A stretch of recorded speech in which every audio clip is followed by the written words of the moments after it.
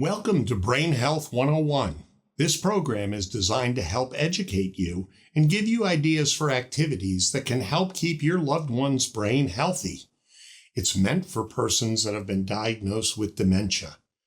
These activities are designed to be done together in order to maximize their brain health and engage you both. Look for the accompanying episode guide to help you navigate the activities in this program. I'm Dr. Greg Jica, and I'm a neurologist who focuses on taking care of patients with memory problems caused by diseases like Alzheimer's. I'm constantly searching for new ways to slow and/or stop memory problems in aging. I've been researching ways to promote healthy brain aging for almost 35 years now, as we continue to look for new medicines and potential cures for diseases like Alzheimer's. Regardless of your background, there's a lot you can do to care for your loved one and promote their brain health, in addition to their regular medical care and the medications we have. The activities featured in this program cover mental stimulation, social engagement, physical activity, healthy brain diets, and many other daily activities which can make a huge impact on their brain health. We hope you try some of these activities with your loved ones at home. New beginnings are always an exciting time in our lives, whether that be the birth of a new grandchild, moving into a new home, engaging in new activities, or making new friends. In this episode, we will focus on the theme of new beginnings, using them to find new ways to keep our brains healthy as we age. Taking a blank piece of paper, canvas, or piece of wood and turning it into a work of art is what new beginnings are all about. Art is a way to boost our brain health. A person doesn't have to create art to reap the benefits. Observing art has also been known to have brain benefits. Art can create new neural pathways in the brain. It can lower stress levels and anxiety by decreasing levels of cortisol and can increase serotonin levels. It can increase focus, allows you to be more present in the moment. Art can increase blood flow to specific regions of the brain responsible for feeling pleasure. It's never too late to benefit from art. Let's learn about how we can get started.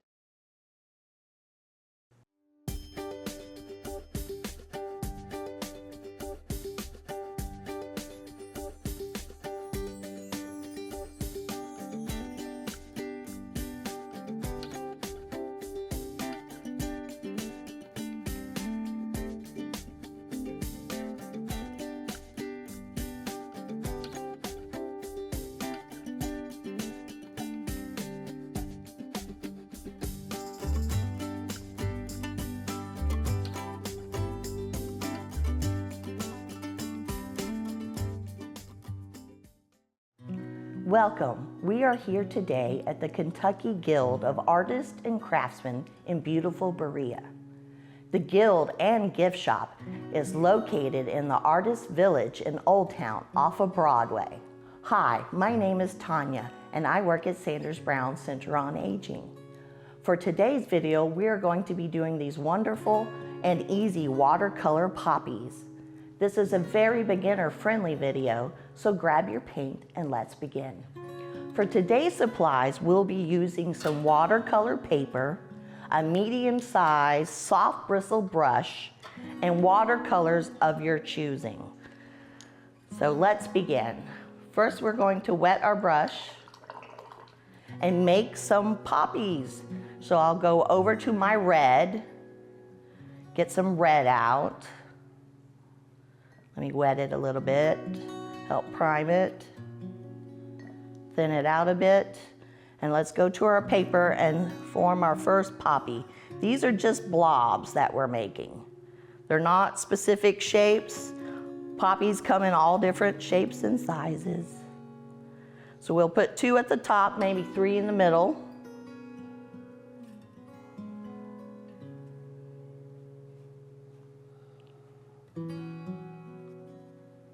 And 2 more on the bottom.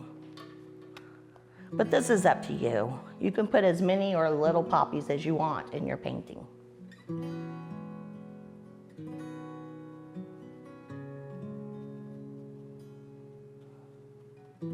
Now let's give this a couple minutes to dry. Now that we've let it rest a few minutes and dry, let's add another layer to our poppies. This time we're going to make the color a little darker. This will give our poppies some dimension.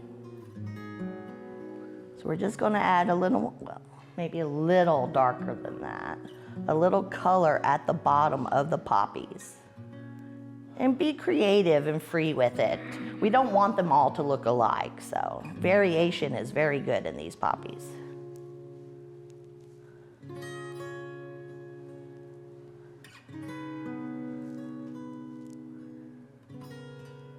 And the last one. Now, before this dries, I want to add the stems and the leaves. So first I'm going to vigorously rinse out my brush and change to another color. For this color, I think I'll use a yellow-green, which if you don't have, just mix yellow and green together. Get some of that out.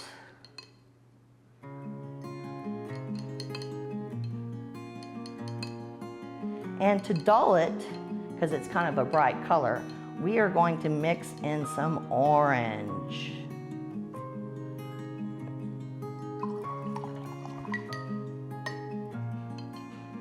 Add a little orange in. And it'll give us this pretty kind of olive color. So what I'm going to do, I'm not sure what this part of the base of the flower is called, but we're going to add the green part to the base. And I want the green paint to touch the red paint. They will bleed into each other, which is an effect we like. It's called wet on wet. So let's draw the little base for our flowers.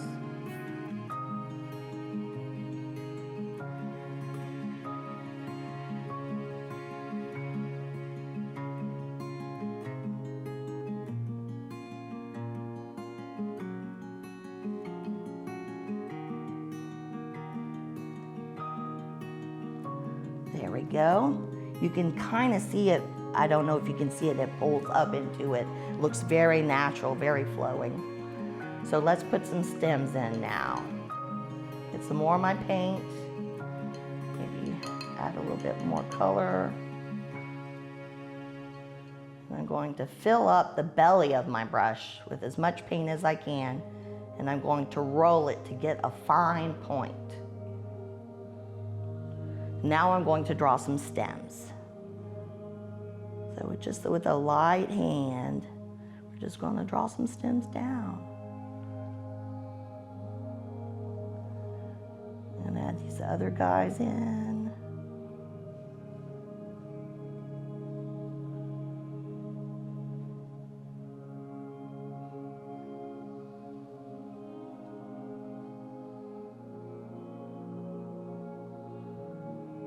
Couple more at the top. Let's see.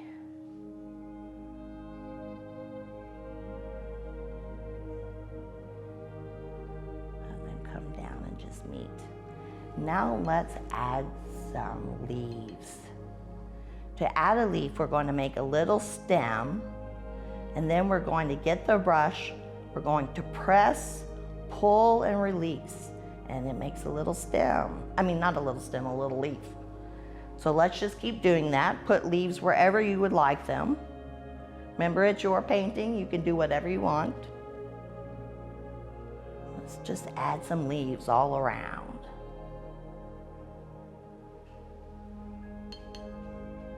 Maybe add a little more.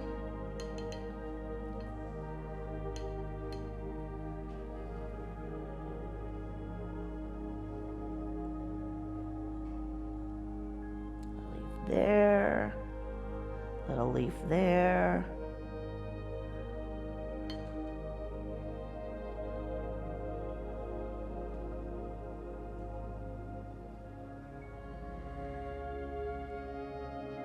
Okay.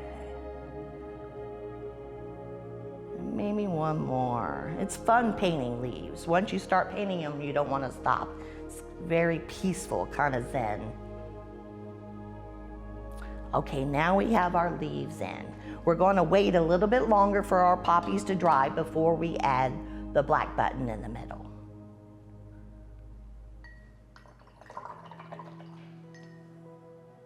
Now that our poppies have dried, let's add the little black button that goes into the middle of them. So I'm going to get a little black on my brush. And again, we're just going to make little blobs in the middle. See that? A little wet. Get that off my brush.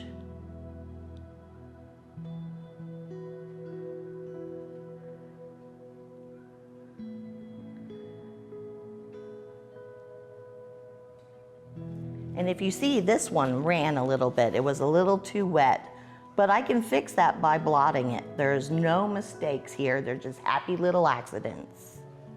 So I'll blot that a little bit. Rinse off and get a little more red.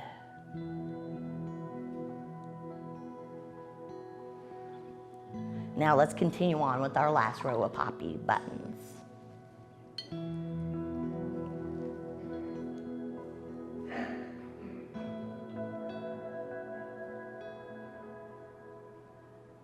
And there we go. We have finished. This is a great little project if you want to make postcards or gift cards and send out to other people. If you would like more information on the Kentucky Guild of Artists and Craftsmen, please contact Jeanette Rowlett at info@kentuckyguild.com. Thank you and have a good day. I love that poppies painting. The bright colors are exciting, and I can imagine a field of those flowers. They really brightened my day. I hope you are inspired to create your own masterpiece. Another great activity for brain health is stretching. There is so much going on within the brain and body as we stretch our muscles. Stretching improves blood flow to the brain and releases endorphins such as serotonin. Those endorphins help you feel more relaxed. Stretching also increases focus and flexibility, builds muscle, and increases range of motion. As a result, it can reduce your risk of getting injured. In studies related to stretching, regular yoga practice is associated with larger brain volume. There are many ways we can stretch throughout the day. We can do some simple stretches wherever we are, for as little or as long as we can.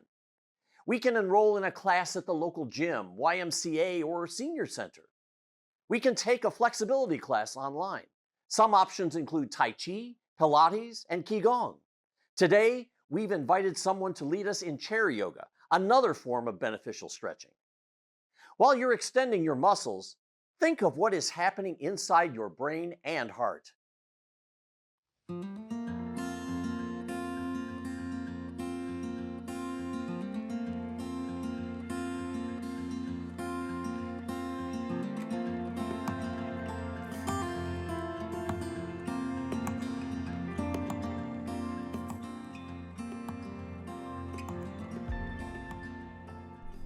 Hi, welcome to Cheri Yoga. I'm Elizabeth and I'm here at the Lexington Senior Center and I'm so happy that you're joining me today. So all you need today is a chair and your body. Once you're in your chair comfortably, you're going to scoot towards the edge of your chair so that you can sit up tall with your feet comfortably and securely on the floor. You can have your hands resting on your knees or on the chair, whichever is more comfortable. We're gonna start off by just sitting quietly for a few moments. You can keep your eyes open, or if it's comfortable, you can let them drift, softly close towards the tip of your nose or close them all the way. Just notice the parts of your body that are touching the floor and touching the chair. Start to draw your navel in towards your spine. Lift the chest up. Relax the shoulders back. Draw your chin in gently towards the chest so that the back of the neck lengthens. Feel the crown of the head float up towards the ceiling. Now bring awareness to the breath. With your next breath in, feel the breath fill the front of the chest.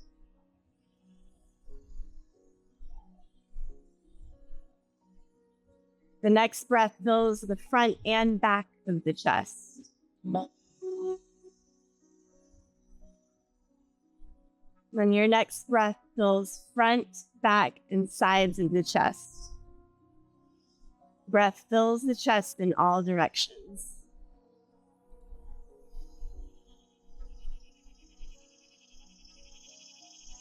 If the eyes are closed, open them up. We'll start raising and lowering our shoulders. You can do this with the breath. As you inhale, lift the shoulders up to the ears. And exhale, relax the shoulders down along the back. Inhale, lift the shoulders up. And exhale down. Turn this into a circle. Start to bring the shoulders forward. Lift them up. Draw them back. Up and down. Shoulders forward. Up. Back. And down. And reverse this. Draw the shoulders back. Up. Forward. And down. Keeping that tall spine. Shoulders back. Up. Forward. And down. Good. You can shake it out if you need to. Find your tall spine again. Chest is lifted. Next, we'll do cat and cow. Again, hands can be here on the knees, or if it's more comfortable, you can put the hands on your chair for more support. With your next inhale, lift the chest. If it's okay for your neck, look up. As you exhale, draw the belly in. You can push your hands into your knees or the chair, round the spine. Just continue moving like this. Inhale, lift the chest, gazes up. Exhale, draw the belly in. You can push hands against the knees or the chair.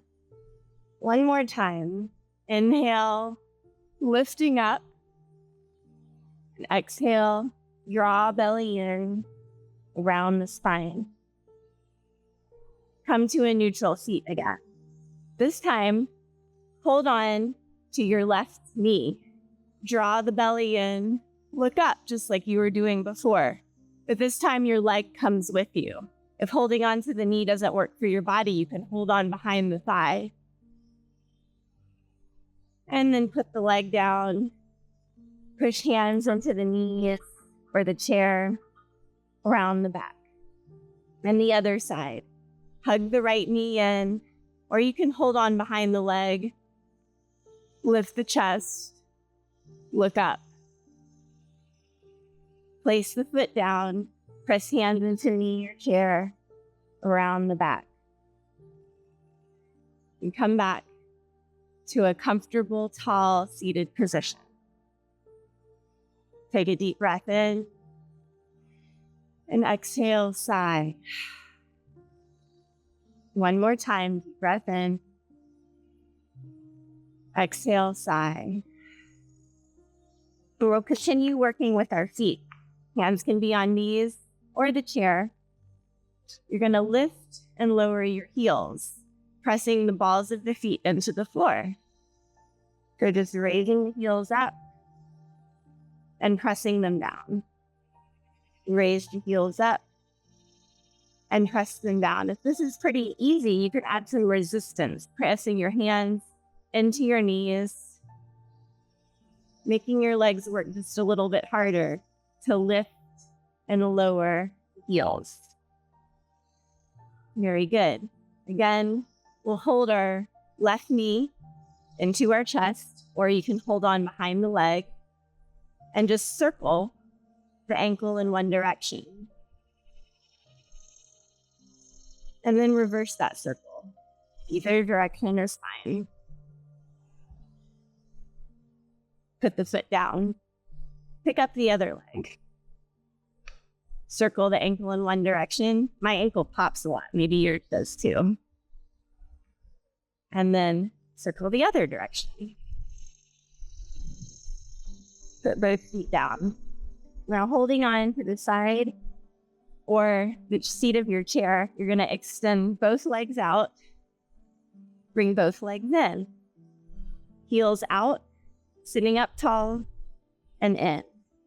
Now just the left leg reaches out. Really press through the heels, straighten the leg as much as you can. Draw your belly in, lift your chest up. And just like a windshield wiper, you're going to take your foot and move it side to side so that the entire leg is moving in and out. Bring that foot back in. Other foot extends out. Press through the heel, straighten the leg as much as you can. Draw the belly in, lift the chest. And then just like a windshield wiper, that leg goes in and out. Feel leg moving in the socket of the hip. Bring the foot back in. Sitting up tall, drawing the belly in. We're going to take our legs and move them out just a little bit wider. Sitting up tall, we'll call this horse stance, sitting in horse stance. You might need to move a little bit closer to the edge of your chair. If this does not work for your body, you can totally keep your legs back in the center. No big deal. Sitting up tall, draw the belly and lift the chest. Take your arms out wide like a cactus. Lift the chest. Hands are strong, arms are strong. We're going to move our arms with the breath again. As you exhale, draw the elbows together, keep the shape of the arms. Inhale, arms open wide. Imagine the arms like wings. Exhale, closing the wings. Forearms move towards each other. Inhale, arms open wide. Nothing changes in the arm. It's just moving in and out. The height of my upper arms is staying the same, parallel to the ground. Let's do this one more time. Exhale, drawing in. Inhale, opening up. You can shake the arms out, relax them. Take the hands onto the knees. Sitting up tall, take the left hand, press it against the left leg. The right arm is going to reach up to the ceiling, stretching up and over to the right side. Draw the belly in towards the spine. And reach through the fingertips. And come back center. Right hand presses into the right knee, sitting up tall. Left arm reaches up. Reach up and over to the right, stretching through the side of the body, drawing the belly in. And return center. You can bring your knees back in, close together. Sitting up tall. We will end today's practice with a calming breath meditation. Eyes can stay open or closed, or you can have them to soften towards the tip of the nose. Just like the beginning of class, draw the belly in, lift the chest, relax shoulders away from ears. Let all of the air empty out. Breathe in. Notice the space at the top. Breathe out. Space at the bottom. Breathe in. Space. Out. Space. Breathe in. Space. Out. Space. Continue breathing like this, finding a space at the top and the bottom of the breath.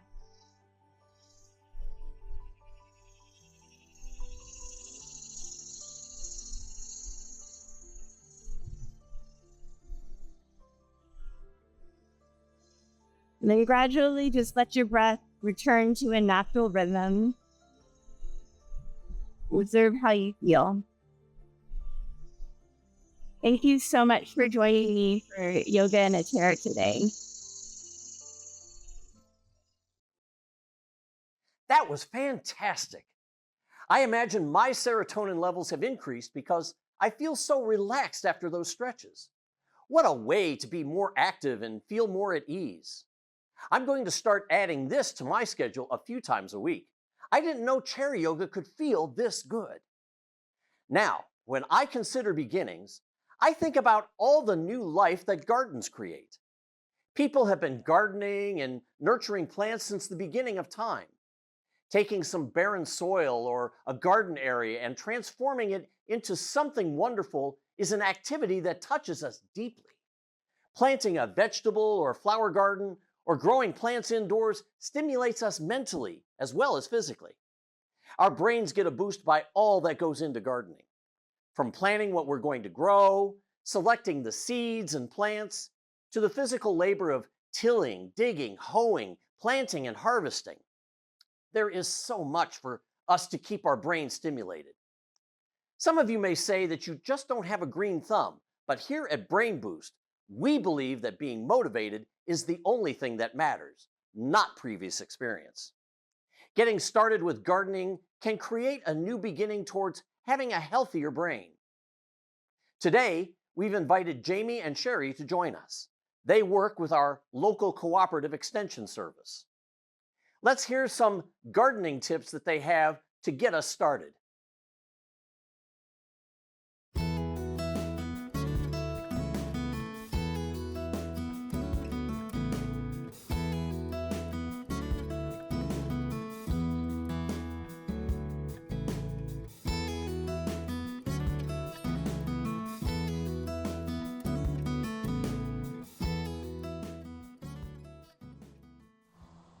Hi, I'm Jamie Dockery, Fayette County Extension Agent for Horticulture, and we're here in one of our beautiful volunteer-maintained demo gardens at the Extension office. This happens to be the vegetable garden. We have some flowers too. And I am here with one of our valued Master Gardener volunteers, and this is Cheri Fouts. She's a gardening aficionado, so we want to share some tips about how little things and tricks and hacks you can utilize to make it a little easier and keep gardening longer. So Cheri, my mother, is 88, fortunately does not have any memory issues, but she can't garden the way she used to. I suspect this is true of lots of people, and let's talk about some of these ideas you have that can keep people going a little longer in the garden. Well, it isn't that she can't, since you say that she's physically able. Right. Is that she either can't do it the way she used to do it, and she's got 1,000 excuses. But Exactly. there's good reasons to garden, and one of the good reasons is because it gives you plenty of exercise. It gives you vitamin D. Yes. For being outside. It gives you the ability to converse with neighbors or to converse with family, friends about different things that you're using, different things that you're growing. It is a sense of accomplishment. It helps with depression, which is wonderful. A big problem with people that are of any kind of age. And if you have any kind of physical issues, you can work through those. I see you've brought lots of props and things we can talk about. Tell us about some of the things you've got here and how folks could use those to make life easier in the garden. Okay. Brought a 5-gallon bucket when early on when I was gardening. Sometimes would get tired because I do have two types of arthritis. Very handy. Yep, everybody's got a 5-gallon bucket. So you tip it over and put it on the ground. You can use that in the garden to carry out your tools and also as a seat. And I'm assuming this would help if we're seated, and this is also just a kneeling pad that can be used alone to cushion knees getting up and down. I have a rock bed at our house, and so I always sit on one of those. So it's a level that you can sit on, but it's not comfy. Wonderful, and these would both be very inexpensive. Right. This is a little bit more expensive. I think this is about $40. I actually found my first one that I ever had at like a Goodwill thrift store. Right. Place. And you can actually use this two ways. You can sit on it like a chair. Right, and I'm going to do this while you talk. Yeah. So like a chair, and that's quite comfortable. Nice, and then you could just work in front. Yeah. And that's the way I usually do it. Or if you are still good with your knees, I have artificial knees, so I can't do that so well. Put it down and kneel on it, and yeah. Oh, that's nice great. Cushion. And then the added support, the difference between that and the other pad is the fact that you've got handles to get up. And that cushion under the knees is huge. Yeah, it is. That's great. But most of us have a problem getting up from the position on the ground. So having that available is helpful. So, Great. yeah. I see you've got some other specific tools that people might want to use. Yeah, I think you need to work smarter, Okay. not harder as you get older. And one of the things that I've noticed with arthritis is that I don't want to have tools that are thin at handles. I like to have thicker handles. Pardon me. And if you don't have tools that are kind of ergonomically correct or thicker handles, which you can purchase, you can also adapt those. You can use a pool noodle and cut it and use it to go around the handle, tape it on with some duct tape or such, and that just makes it a little easier. We would just split that and put it on the handle. Great. And that gives you a little bit more cushion. And these are the small pool noodles, Right. not the big ones. And those are easier to grip, and they also do a black pipe insulation at home improvement stores. That's a little squishier foam, and it's pre-split. Yeah. But if you're short on costs, I mean, I know older folks are often dealing with fixed incomes. Sure. So you need to be as economical as possible. So, but if you've got piping around at home, that even works better. Excellent. Well, I'm going to grab something you shared with me that I had never thought of that I thought was fascinating. Oh, there's two things there. There are, Yeah. and I never would have guessed how you use these. This is actually piping, like PVC pipe for plumbing or whatever. And this actually was part of a roping system I had at home. The rope went through there.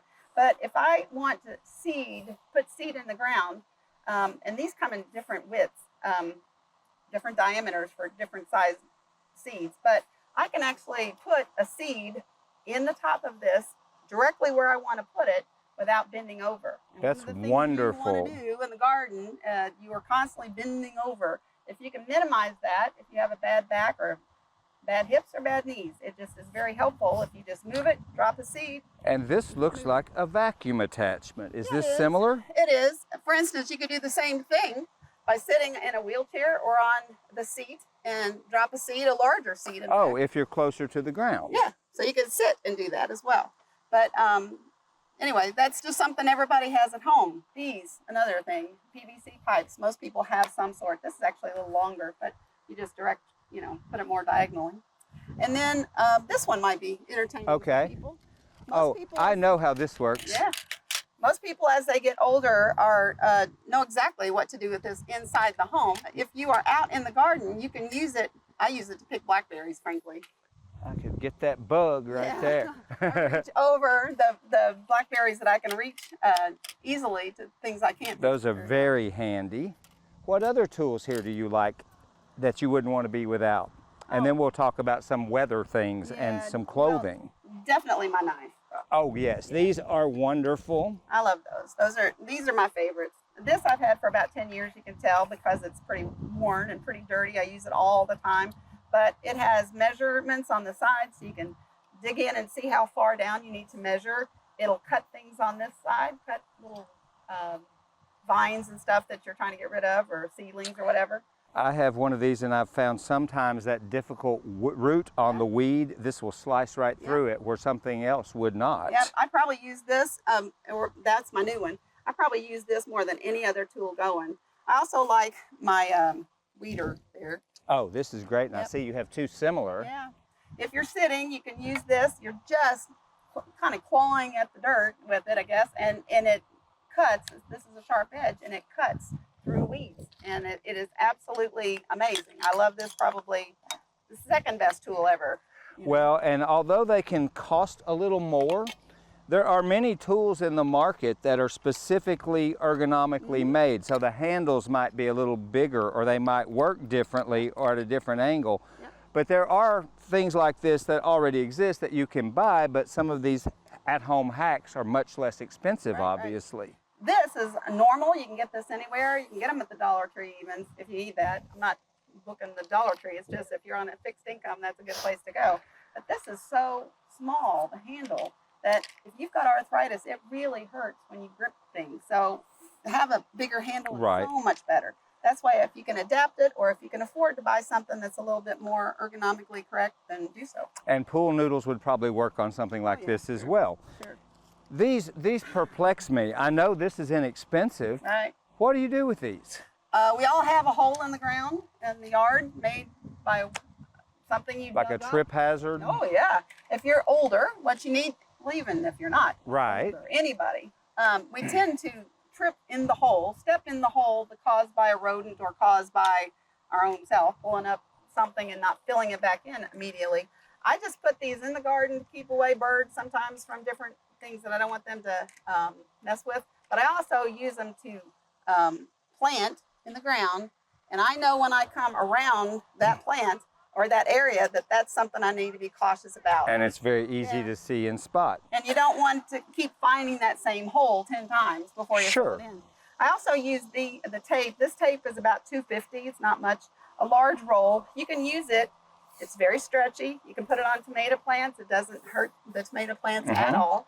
And anyway, you can tie things up to give them support. But also I use it in the garden to kind of rope off things. You know? Absolutely. So that I can make sure that this is an area I was telling you earlier, I might wall off my asparagus so that it doesn't get accidentally. Or flop over. Yeah. Great. So it does support, but it also lets you know, where something is that you need to not mow over. Well, folks not familiar with your yard. As we're standing out in this heat and I'm sweating, I'm also thinking about all the tips we can share about proper hydration. I mean, obviously, whatever you're doing, that's important. Absolutely, yep. I've got mine. Got yours? Yep. I keep mine in my back pocket, but this is just a bag that you carry your tools out with you. And it just saves the extra mileage going in and out of the garage. I'm in and out all day long. You keep it in a 5-gallon bucket or a bag. Do whatever to keep your amounts of time you have to move less. Always have something like water available to you. You also, I would suggest, if you're in the garden and you're older, I would suggest keeping your phone with you. I have it in my pocket. Absolutely. You have a phone or a whistle or I don't know, a cowbell, anything. Some sort of way to get in touch with our neighbors so that we can get help if we need it. I know from my mother, some of that generation don't love the cell phone and aren't accustomed to drink, so I'm nagging all the time. Yeah. So put it in your pocket or use a fanny pack of some sort. You've got several different gloves. Talk to me about this kind of thing. Okay, well, if I'm going to do something a little bit more, I don't know, for me, working with, like the other day, I did some cactus work. Yes. And this was a little thicker glove, so I used these to transplant my cactus. These might be the lighter ones that I use most of the time in the greenhouse. And then these also are kind of light. There's some over there that I showed you that are especially I nice. love these because they're so spongy. These are great because they have sort of a rubbery a palm is rubbery, and what happens is when you hold on to any kind of tool, the grip is so good you're not going to drop it. And if you already have problems with bending or getting up, the last thing you want to do is continually bend over to pick things up that you drop. So this is a nice rubberized padding that'll keep things in your hand, and that's important. Those are all wonderful tips. I also want to talk about a couple of other things that aren't so directly related to gardening, but you had mentioned earlier while we were preparing for this, the importance of just being outside. If you're a caregiver, even if the person can't help in the garden, there's benefit to being out on a bench, for example, or somewhere nearby so they can remain engaged and ask questions and things like that. It's important for that person with dementia or any kind of dementia to be outside and involved.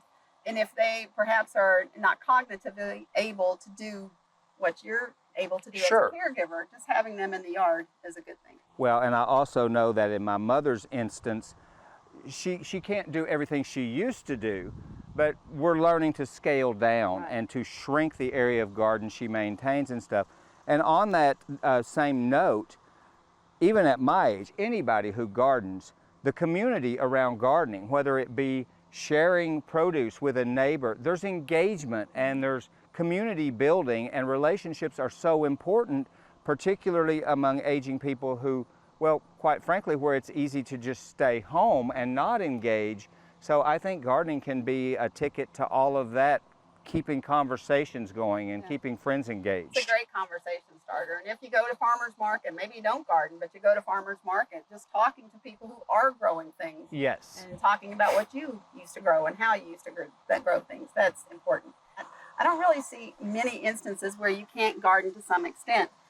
Container gardening, raised beds, can be anything from 2 inches off the ground to something that is waist high, and I have mine are waist high. I have seen amazing models you can get or build that are wheelchair accessible, Yep, where they might be like a tabletop Yep. of soil you can roll right up to and stuff. Yep. So all of those things, containers, Yep. just putting stuff in a large pot. Yep. As a horticulturist, I would share that small pots will wear you out in terms of watering, but a really large container, something 2 feet across, is a very reasonable size for like a large tomato plant or something that's going to drink a lot of water. So just thinking about what we grow in, how we grow, and just realizing, I think, the appreciation that we don't have to give up something so important to me. It's breaking my mother's heart to scale down, but I don't think she'll ever stop, no matter what the challenge. Because it does help with anxiety, it helps with depression.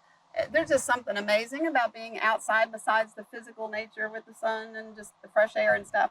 But it is, I said earlier, nothing like going out in the garden and seeing a yellow squash. Well, and we've all seen recent research that point out the benefits of just Yeah. being in nature, being in green spaces, and even just hearing the birds and insects this morning. It's amazing. Yeah, absolutely. Well, Cheri, thanks for being with us today and sharing all these wonderful tips. I hope we shared some stuff that caregivers or people who have some issues of their own or are just getting older will help them to realize they can keep doing what they love, just maybe in a different manner or on a slightly smaller scale. I think it's great. Get out and garden. Wow, those garden tips gave me lots of great ideas. I hope you feel inspired too. What would you like to grow? Tomatoes, strawberries, a beautiful houseplant, or maybe something else? There are so many things we can grow, whether we have a large outdoor garden, a raised bed, containers on our back porch, or plants inside.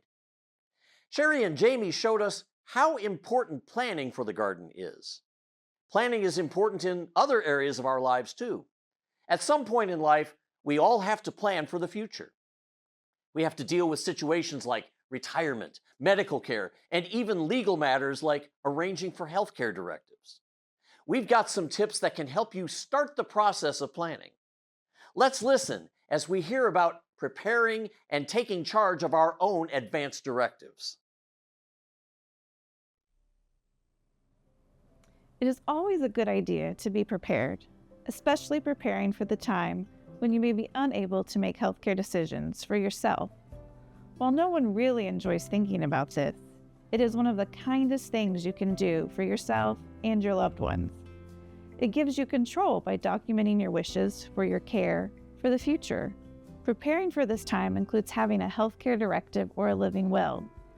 A healthcare directive allows you to name someone to act on your behalf to make healthcare decisions if you cannot make them for yourself. This may also be called a durable power of attorney in some states. A living will is a legal document that tells the healthcare community what medical treatments you would or would not want to be used to keep you alive, as well as your preference for other medical decisions, such as pain management or organ donation. You may choose to have a DNR, a do not resuscitate order, or a DNI, a do not intubate order, if you were to decide what you would not want cardiopulmonary resuscitation or to have mechanical ventilation. Some states have a physician's order for life-sustaining treatment, or POLST, and in some states it may be called the Medical Orders for Life-Sustaining Treatments, or MOLST. This document is intended for individuals who have already been diagnosed with a serious illness. This form does not replace other directives, but serves as doctor-ordered instructions to ensure that you receive the care you prefer. When deciding on a person to act as your healthcare agent and make healthcare decisions for you, it is important to thoroughly select someone who meets your state's requirements for a healthcare agent, someone who is not your doctor or part of your healthcare team, but who is willing to be able to discuss end-of-life issues with you and is trustworthy and will make decisions that go along with your wishes. If you already have these documents in place, it is a good idea to look over them and make sure they are up to date with who you would choose today. You can always change your mind and update healthcare directives, but you should check with your state to see what the guidelines are. These are all very personal decisions. Consulting with your doctor about his or her medical recommendations can be helpful.